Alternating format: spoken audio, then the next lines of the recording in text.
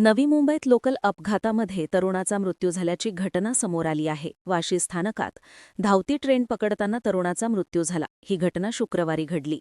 हा तरुण कामावरून घरी निघाला होता.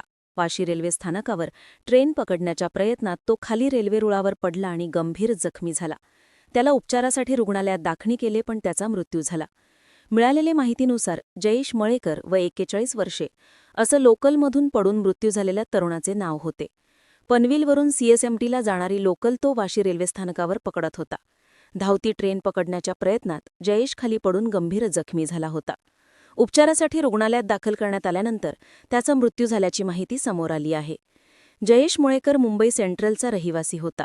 शुक्रवारी जयेश कामानिमित्त नवी मुंबईत आला होता. घरी परतताना वाशी रेल्वे स्थानक क्रमांक 4 वर मुंबईच्या दिशेने येणारी लोकल पकडण्याचा प्रयत्न करताना तो घसरून खाली पडला.